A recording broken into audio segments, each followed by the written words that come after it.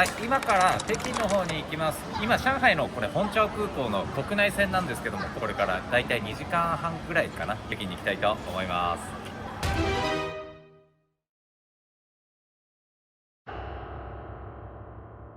こんな感じでね、ゲートくぐると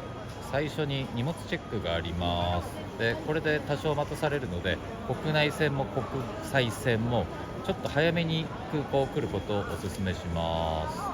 はい、こちら中国のね上海の本châu空港なんですけど、ビジネスクラスとかファーストクラスはね、こういうもうめっちゃ豪華な、椅子に座りながら受付することができます。こちらが一般のチェックインカウンターですね。多少やっぱり並ぶのと、さっきみたいな豪華な椅子はやっぱりありません。はい、こちら本châu空港のラウンジの様子です。東方航空のラウンジです。はい、ラウンジで今からちょっとねランチを軽く取りたいと思うんですけども、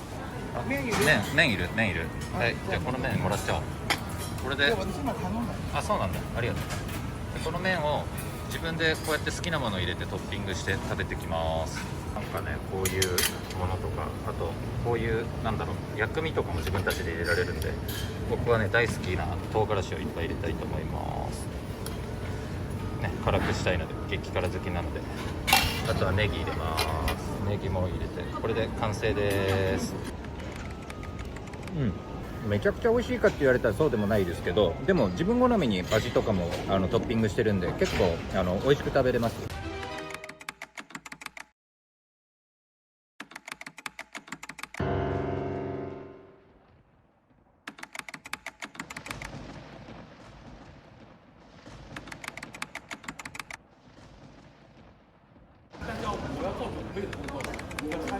緊急事態でずっと飛行機の上で待ってたんですけれども、もう2時間以上待たされて5時近いんですが、そこでもう故障のため、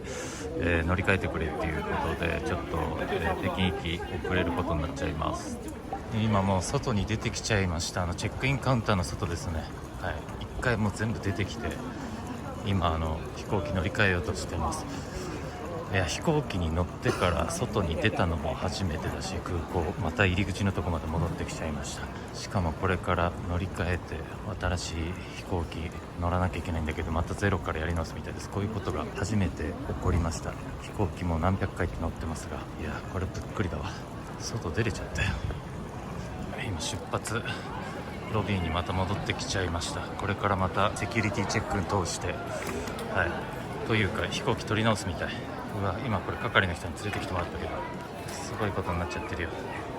今ユッキーが後ろでまた新しいチケット買い直してます。ちょっとどうしても今日中に北京に着かなきゃいけないので、空港来てからもう4時間以上経ってるんですけど、しかも飛行機の上で2時間以上、まあちょっとこういうの初めてなんで、どうなっていくのか、ここからまた引き続きちょっと、取れる範囲で実況していきたいと思います。ユッキーが当然のごとくさっき飛行機の上からもずっと怒っちゃってて、あなたたちが降ろしてくれないからもう全然乗り換えもできなかったとか、そりゃそうだよね。今から本日2回目のセキュリティチェック入ります。今5時15分なんですけれども、新しいラウンジに来ました。こっちはエアチャイナのラウンジになります。さっきはね上海東方航空のラウンジだったんですけども、1日に2個しかも2カ所のラウンジに来るというね、初めての経験です。今実際僕の手元には2枚のチケットがあります。ほら、1枚はさっきの東方航空のこっちですね。東方航空のすでに乗れなかった、これもうすでに乗っていれば北京に実際はついてるんですけども、ちょっと今つけてません。まだ本châu空港のラウンジにいます。しかもラウンジ2つ目です。1日で。こっちが新しい方のねチケットになります。こっちがエアチャイナの方ですね。なのでこれが6時半出発なので、今5時17分ということなんで、あと1時間ちょっと待たないと、飛行機出発しないんですけれども、ちょっと飛んだ1日になってしまったなっていうことなんですけども、現地にたどり着けないよりはマシなので、ちょっとこのラウンジでねもう少し時間を潰して、そこから、北京の方移動したいと思います。はい、こちらラウンジの中の食事です。いろんなものあるんですけど、こっちはスープで、こっちはシューマイ系ですね。あとはチャーハンだとか、こういう肉類ですね。あとは野菜系とかね、中華がほら卵スクランブルエッグみたいなとか、そういったものがあるみたいですね。ちょっと適当に選んで食べたいと思います。はい、これが僕のディナーになります。ちょっと向こう着いて食べる時間があるかどうかわかんないので、空港でランチも今日はディナーも取ることになりました。はい、今移動中です。この46番が僕たちが乗り換えるチェックインカウンターになるんで、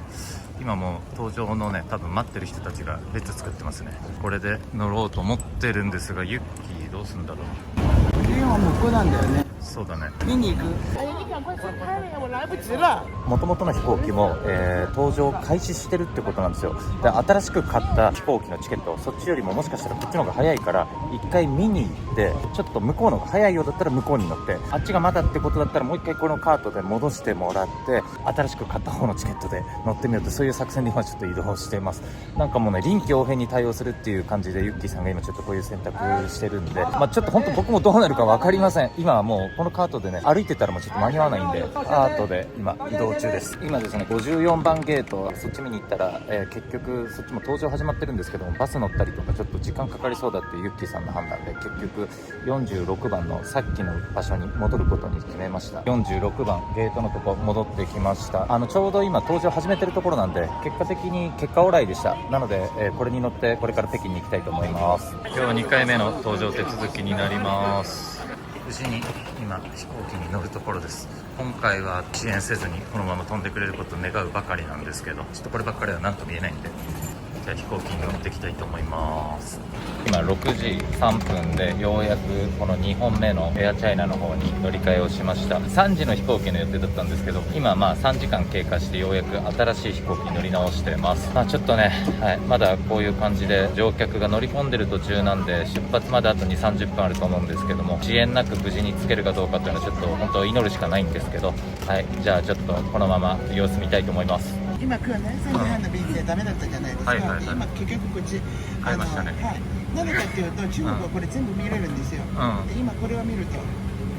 実は8時半で着くんですね。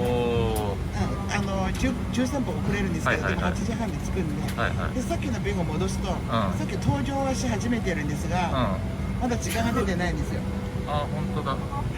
だからこっちの方が確実に早いので、こっちを選びました。なるほど。さっきのやつにそのまま乗ってたら、もしかしたらずっとまた飛ばないみたいなことは。ユッキーの今の気持ちを聞かせてください。今の気持ち。疲れたよね。でもちょっとユッキーが少し落ち着いてきてよかったよ、これで。それでも臨機応変に動いたんですよ。そうだね。なければまだ多分ついてないかもね。いや、臨機応変な女ユッキー。今6時43分なんですけども、つい先ほど無事に飛行機飛びました。ユッキーに、映画を見てます。無事にね、飛んだということなんで、おそらく8時20分ぐらいには北京に着くと思うので、今日も半日かかって空港で過ごしてましたけど、ようやく北京に着く目処が立ちそうです。現在8時7分ということで、もう間もなく着陸します。予定よりは、だいぶ遅れてしまったんですけども、無事に北京にようやく着くことができそうです。今回ね、仕事の打ち合わせで北京に行くということで、どうしても今日中に着かなければいけないという、ちょっとそういう状況下だったんで、だから1日ずらすとか、そういったこともちょっと選択肢としてできない中で、ユッキーさんが臨機応変に映像には残していないんですけれども、この前に乗った飛行機に乗りながら交渉しつつ、してくれっていう交渉をしつつ、それでなおかつ新しいこのエアチャイナの飛行機を取り直しました。それ逃してたらちょっと、他の飛行機がちょっと取れなかったりとか、北京に着いたら打ち合わせがあるんですけども、ちょっと打ち合わせの先の方とお会いすることもできないような、ちょっとそういう状況になることだったんで、本当に臨機応変にユッキーさんが対応してこういう状況になってます。今は中国ってほとんど遅延起こらないんですよ。以前は中国の飛行機で遅延が当たり前だったんですね。僕もユッキーさんの以前の飛行機の中に乗ってから北京へ行くのに上海からね4時間待ったっていう経験もあります。なので以前はそういうことをよく一般に起こっていたんですけど、最近はねほとんど起こらないんですよ。かなり正確になってきたんです。なのでだからこそなおさら今回みたいにこうやっても遅延で2時間遅れて、しかも飛ばなくて飛行機乗り換えてくださいっていうようなアナウンスまであって、こういったハプニングにちょっと、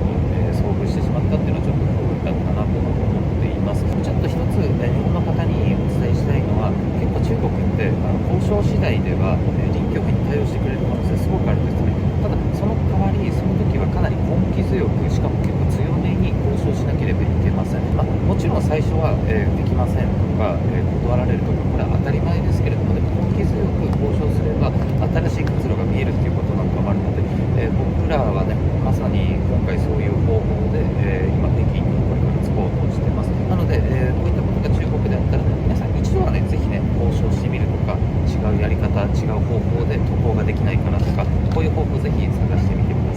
はい、今8時45分なんですけども、無事に北京の空港着きました。ずっとね、待機と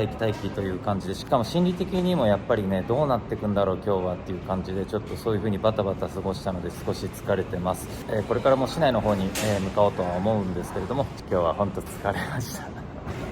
この後、1時間ほど車に乗って北京中心部へ移動した僕ら。予定していた先方とのディナーはできなかったものの、先方が融通を利かせて遅くまで時間を作ってくれたおかげで、打ち合わせはなんとか無事に行うことができた。いつもなら宿泊先のホテルや旅館紹介を行う動画配信をしている僕らだが、今回はあまりに疲れ果てて、その撮影を行う余力がなくなってしまったため、簡単に宿泊したホテルを紹介させてもらいたい。宿泊したのは、北京で有名な観光名所、ワンフーチンへは徒歩約3分。紫禁城や天安門までは約20分前後で到着可能な高立地にある5つ星ホテル、ウォルドーフ・アストリア北京。国内外の芸能人や著名人が利用するホテルなだけあって、ホテルの作りは高級感あふれる内装とデザインが施されている。